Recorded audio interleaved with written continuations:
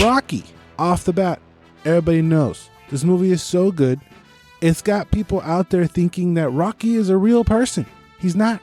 Adrian could have put on a case on Rocky. Little rape guys there, Rock. Welcome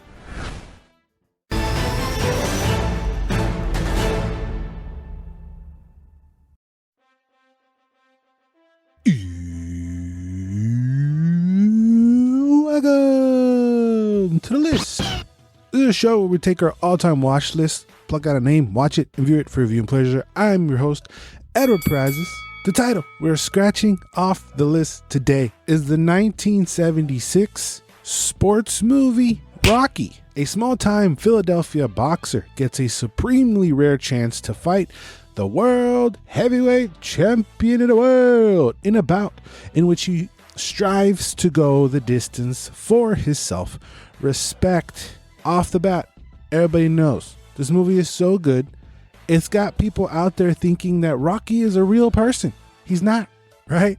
Growing up, I thought Rocky was a real person because it's kind of based off of a handful of Rocky boxers. Rocky Marciano is the first one that comes to mind. But also, I was struggling to try to think of another fictional character that has a real statue in the fictional character's hometown. There's a real Rocky statue in Philadelphia. So I was trying to figure out of any other fictional character that has a statue outside of like theme parks. The only thing I could think of was like the dog Hachi, but you know, that's like a real dog, I think, right? I don't know. Much like most of those movies that compile the list, this is a movie that I'd seen before, but I'd never really seen it before from the beginning. Like I knew what happens, right? And there's so many of these that like the results kind of blend together. But I'm glad I actually sat down and watched it because there were a handful of things that I didn't know. Like the fact that Rocky is a loan shark. I didn't know he like is technically a bad guy in the beginning. And this whole loan shark part actually provided to me one of the most underrated lines in the movie by a character that if I had not seen the movie, I didn't even know he was part of this movie. Gasso. He says, some guys, they just hate for no reason. Gabi? Yeah. That line is so true. And I fall on either side of that statement. Sometimes I'm the hater for no reason. Sometimes I feel like people hate on you for no reason. So that's like a brilliant line that no one really touches upon it. Like it's very underrated because of so many other lines and so many other moments that are featured in the movie. Another thing that changed in my mind about the movie is Apollo himself. My whole life, I thought he was like a bad guy, but he's not a bad guy. He's just the champion of the world. He's just the champ that got dealt these other cards because shit happens. And the guy he was going to fight doesn't want to fight anymore. Everybody else around him don't want to fight him, allegedly. So in spirit of being a sportsman, he finds a way to still put on a show for the fans. He really doesn't do anything shitty. I mean, he does what every fighter does now, even though the good ones, like the good guys of any fighting sport is like, hype up the sport. But my whole life I was like, oh, Apollo's like the bad guy. He's not a bad guy. There's actually no bad guys. Looking back, Stallone wasn't what he is obviously today, but still, I think that maybe the biggest name is Talia Shire, who plays Adrian. To me, maybe. I didn't even know Carl Weathers was a football player prior to this. But yeah, I think that the biggest name might have been Talia because of her part in The Godfather 4 years prior to this. And I think every performance is great, even for being a movie so old. Usually when you watch an old movie, someone's cheesy, you know? Someone's got to screw it up. Everybody comes off like authentic, which is probably what's the great part of the movie. Even the fighting feels pretty authentic. There are some, probably out of all the shots, all the punches thrown, they're like a handful that you could see that they're way far apart. But for the most part, I think that it's really good play fighting, if you will. There are only 2 fights in the whole movie. Another thing that I didn't know, I thought there was a bunch of fights in this movie. There's not. There's only 2 fights. The movie starts with a fight and it ends with the fight. I guess I really had never seen the first half of the movie completely. I would always grab it halfway through when Mickey comes in the picture and starts to train him. But the first half of the movie sets up Rocky's life pretty well, pretty perfectly, showing his living conditions and just the way in his psyche, he's very like, I'm just going to do my thing, to the point where he doesn't think he deserves a chance. And actually the first draft of the movie was going to be that Rocky throws the fight. because he didn't want the limelight. He didn't want to be a champ. And Stallone's wife at the time was like, I don't like that. Rocky comes off like an ass. He's like a bum. So thanks to her, he switched to Rocky actually giving his best, but actually making it to the final round. I think with 2023 eyes, there is one part that comes off pretty creepy, and it's the whole Rocky and Adrian scenario, or their love story, how it begins. It feels more natural and decent towards the end of it. But when he's trying to get with her, there's a part that could be kind of labeled creepy for 2022, 2023, 2024 and beyond, maybe. Not letting her leave the house and he's blocking the door and kind of like forcing himself on her a little bit, but she eventually wants it, kind of. I don't know. It's weird. All I'm saying, Adrian could have put on a case on Rocky, and we have video evidence that he didn't let her leave. Could be a little sketchy, but I get it. It's other times. It's just one thing that poked out of my mind. Like, little rape vibes there, Rock. I don't feel comfortable. I should go.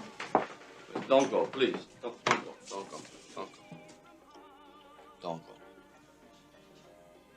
I want to kiss you. You don't want to kiss me back if you don't want. I want to kiss you.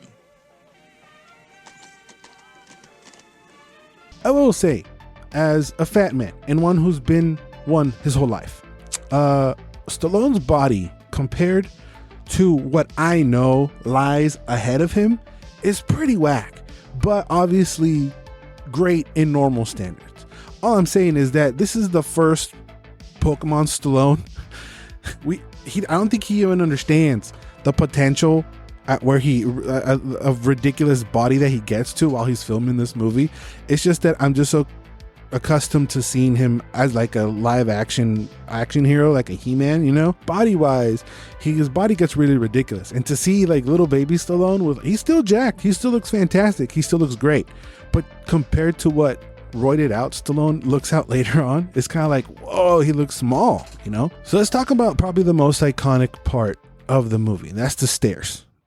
Obviously offering probably the granddaddy of training montages, from eating the raw eggs, something that Stallone was already accustomed of doing, because before this whole movie he was poor.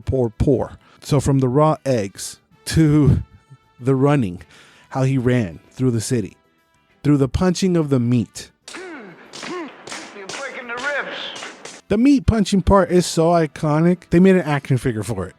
All that, and of course the run leading up to the stairs, compiled with one of the greatest like songs ever. And my dumbass, because all the Rocky movies combined to one, I was waiting for Eye of the Tiger, and I forgot that that's not even until the third movie.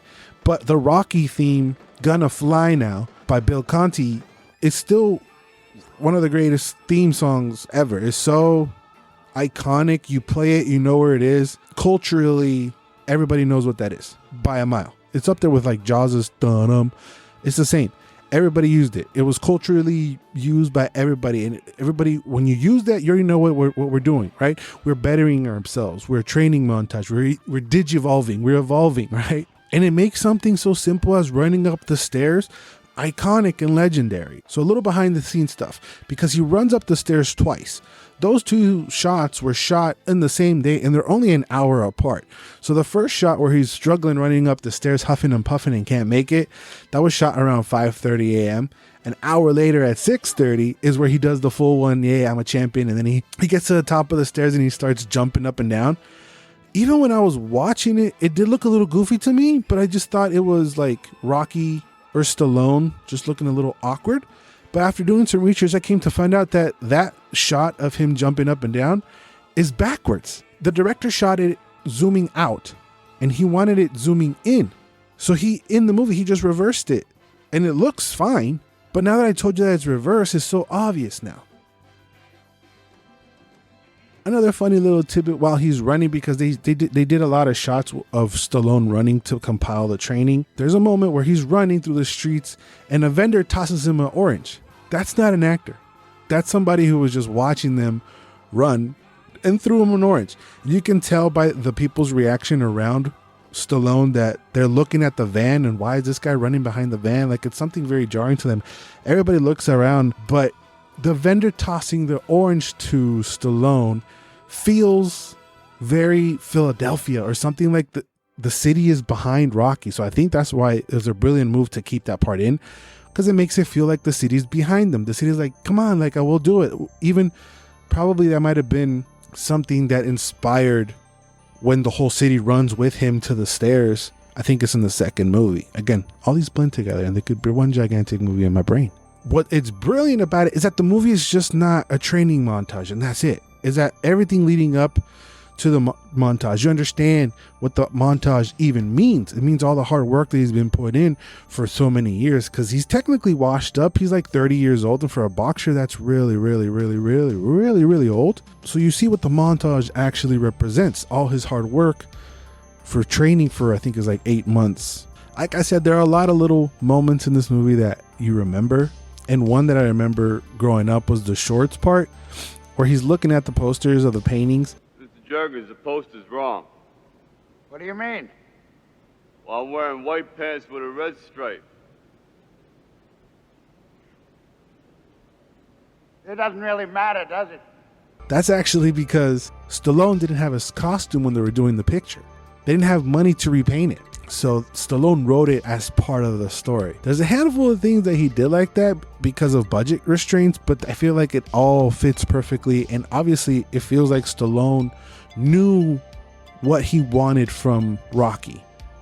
And because of that, because he wrote it, I don't think anybody else could have played Rocky, really. But of course, United Artists, the studio that made Rocky, had other casting choices. Let's go through a couple of them. Apollo Creed, they had Ken Norton, who was a real boxer. And for other reasons, they picked Carl Weathers, which I think he's got the swagger, he's got the look, and all that is carried through the next movies till he dies. For Adrian's, Susan Sarandon auditioned, but she was called too pretty. Now, I don't know what that means for Talia Shire, because I think she's gorgeous. So I don't know if that's a diss to her, or they think that Talia Shire is not as cute as Susan Sarandon. Either way, I think Talia Shire is probably, I don't know if I want to call her MVP. I have to give it to Stallone, but she's a close second for the best part of the best. I like Mickey too. How Paulie's fucking great too. All the characters are fantastic. But again, that's another one. I can't picture anybody else playing Adrian, you know? When he's all picked up and he's screaming, Adrian! I can't picture anybody else screaming Rocky and coming after him. But probably the legendary detail about this whole movie is that Stallone wrote the whole thing in 3 days, and he declined an offer of $300,000 for the script because no studio wanted to make it with him, and some of them didn't want to make it at all. But the main thing that they didn't want him to play Rocky. So Stallone, while being broke, declined a $300,000 offer, and he accepted a $20,000 offer as long as he would be the star in it. But United Studios had other people in mind, and just for fun, let's throw them out there. They had Burt Reynolds as Rocky. They also had Robert Redford, Ryan O'Neal, and James Caan. Now, the problem with all these actors, number one, I can't see any of them like that. Maybe James Caan? Body type wise? Maybe Caan. That would have been interesting. But they're all a little bit older than what Rocky is in the script. Rocky's around 30 years old. All these men were over 40, around 40. So age-wise, it didn't necessarily fit. Plus, it's a Stallone movie. He wrote it. And he said, it's me or no movie. So they're like, okay, we greenlit it. But they greenlit it under the condition that it was made up for under $1 million. Going back to all the other budget restraints that I was talking about earlier. So his brother is in it. He's one of the singers on the sidewalk. Stallone's dad rings the bell for the fight. And probably the MVP of the movie, Butkus, was actually Stallone's real dog at the time. But so Rocky went on becoming the highest grossing movie of 1976, and it was the second highest grossing movie in 1977, only being beaten by a little movie called Star Wars. It went on to win 3 Academy Awards, including Best Picture. It's a cultural icon. Everybody knows exactly what it is when you talk about Rocky. If you're like me and you thought you've seen this movie and you actually haven't sat down and watched the whole thing and enjoyed it, I highly suggest you do. It's not like a meme. It's a really, really great movie. Like I said, it's a cultural icon. It's one of the greatest sports movies of all time. Do you have any facts that I probably missed on, or questions, or even suggestions for more movies that I should put on the list? Let us know down in the comments down below. I'll leave Demolition Man for you, another Stallone movie. Classic, it's a good one. I'll leave it for you right here. Don't forget to always and forever, you do you.